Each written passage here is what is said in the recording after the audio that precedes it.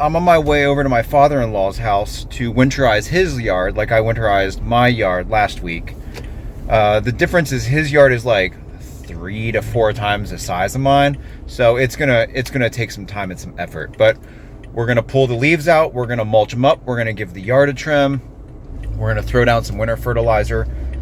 I use Scott's Step 4, but he likes the Scott's Turf Builder Winterizing edition. Here's a screenshot. So I got a huge motherfucking bag of that in the trunk, and we'll go get his yard looking beautiful. Life is pretty good. Things are working really well. I love waking up and doing yoga. I love working all day on my tech startup. I love going to the gym. Weights are awesome. And through all of it, I'm just like binge listening to Dave Matthews Band, feeling happy, feeling hopeful, feeling full of love. And it's just sort of like the perfect storm, because it's Thanksgiving week. And, you know, for so many years, I never felt thankful for anything. So it's pretty awesome that this is all kind of happening nicely for once. So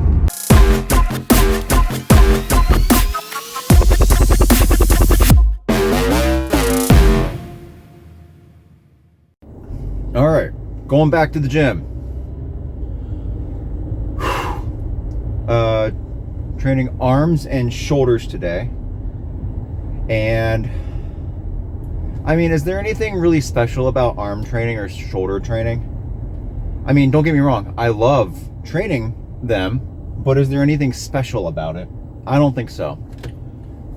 But I guess let's talk about arm and shoulder training, right? Let's start with arms. What are we dealing with? Biceps and triceps.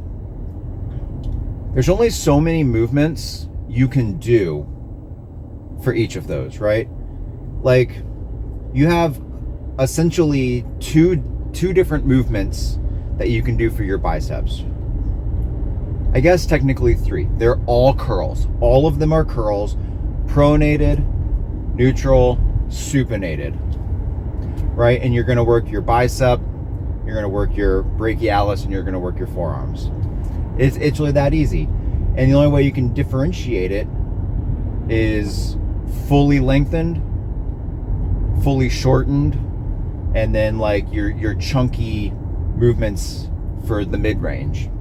And when you manipulate all of that, you can target your short head versus your long head a little bit more. You're going to use both of them no matter what.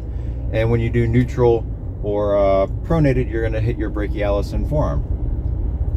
So there's nothing too amazing that you can do here. I would recommend keep your workouts short and sweet. Find 3 movements that you want to do. And just do like 3 to 4 sets, 3 to 4 working sets for each of them. So, for example, biceps. You want to do a regular curl. Maybe you want to use dumbbells.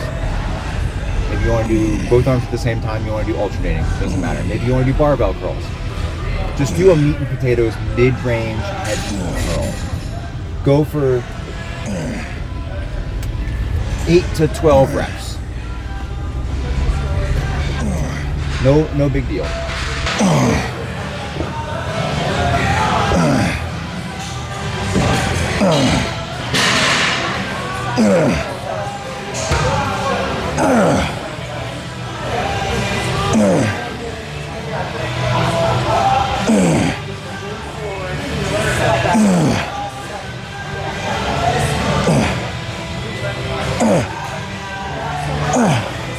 Then do a movement where you're going to work on your short head, right? Where the movement is fully shortened.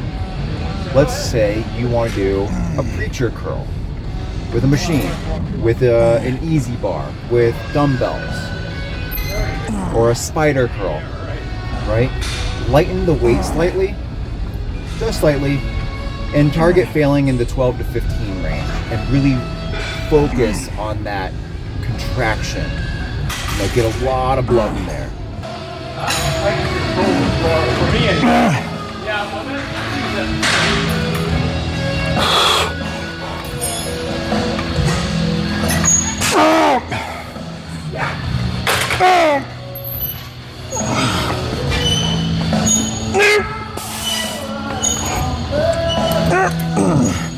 For the third exercise, you want to lengthen your muscle. So, incline dumbbell curls, where your arms hanging down a little bit more. Or you want to do behind the body cable curls, right? Do what you did for the creature curl movement. Fail in the 12 to 15 rep range, and instead of focusing on the contraction, really focus on the stretch. Feel it, right?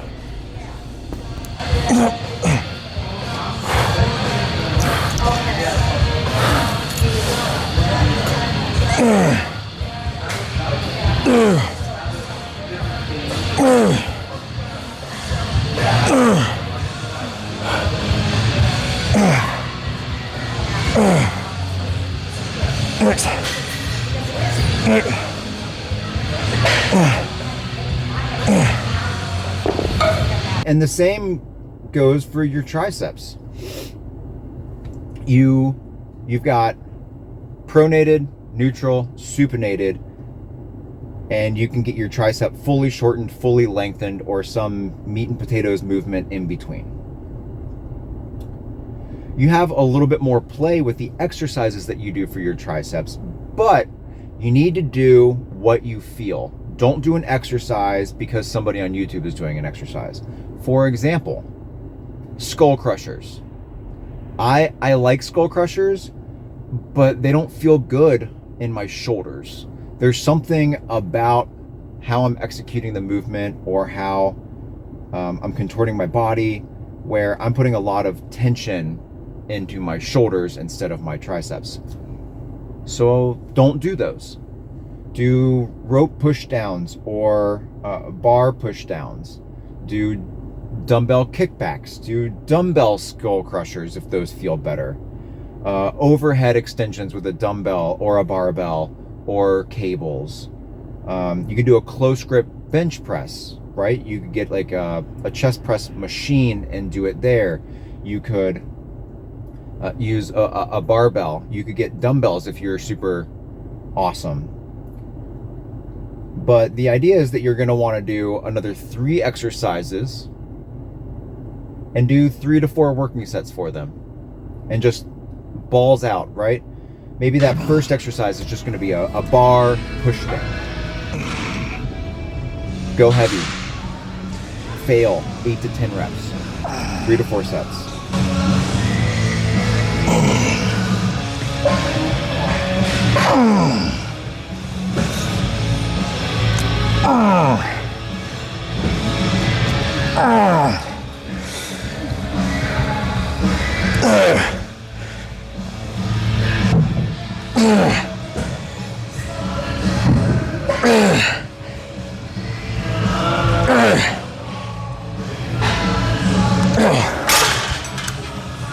Maybe you want to follow that with an exercise where you fully shorten your tricep. Dumbbell kickbacks are perfect for that. Rope extensions, where you're focusing on getting your elbows or your wrists really far back into the contraction, right? Up your reps. Fail in the 12 to 15 range.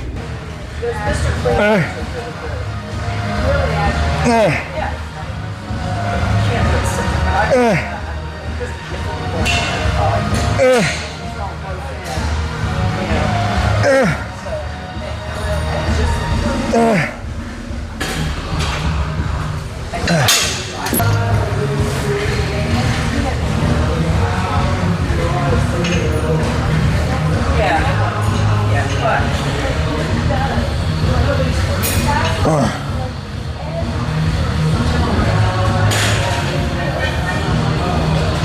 it like this.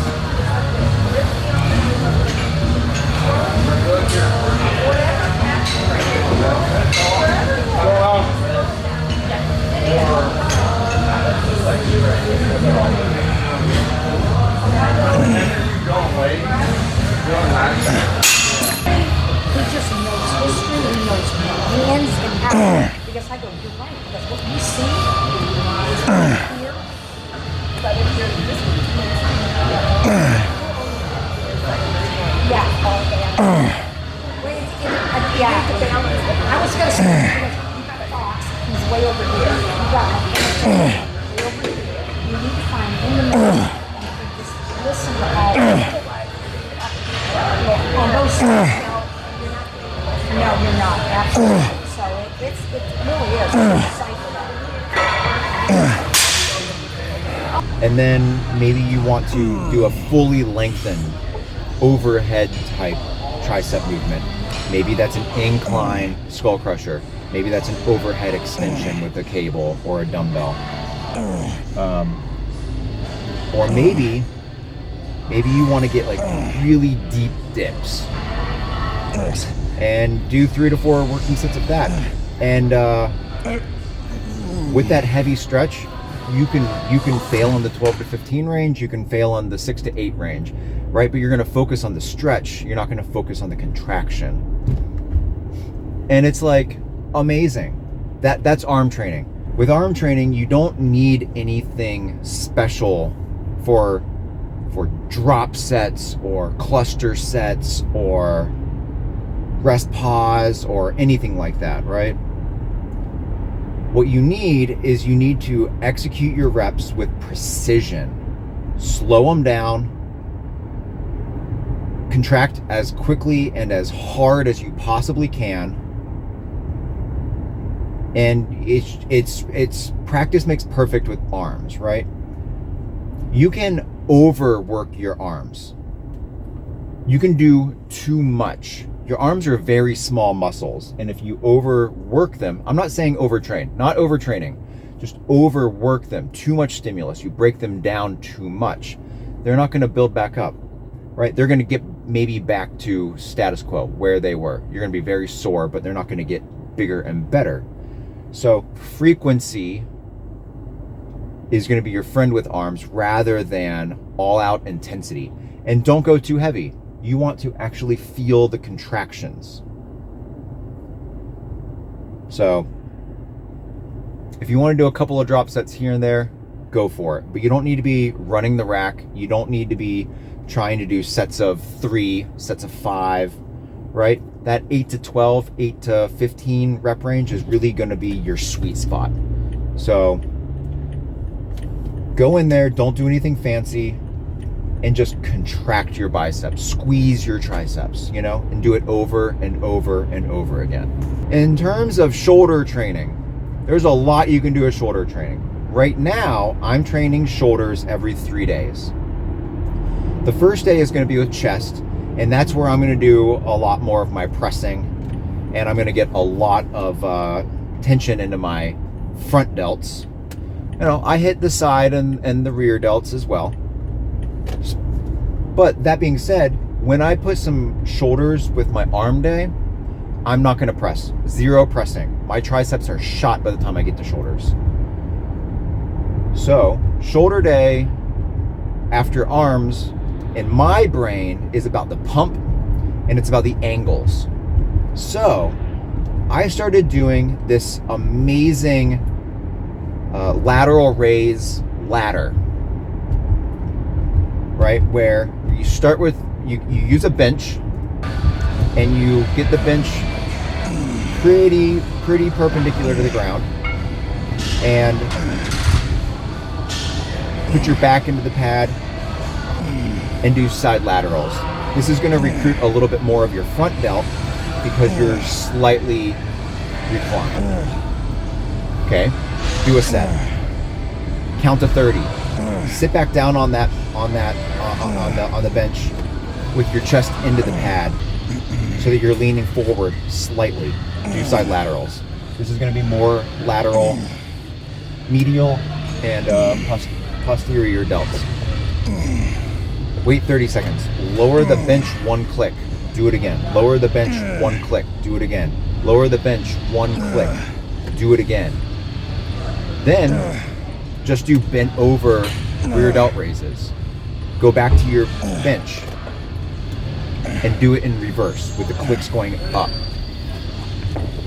And just do it all in reverse and then finish everything with bent over rear delt raises.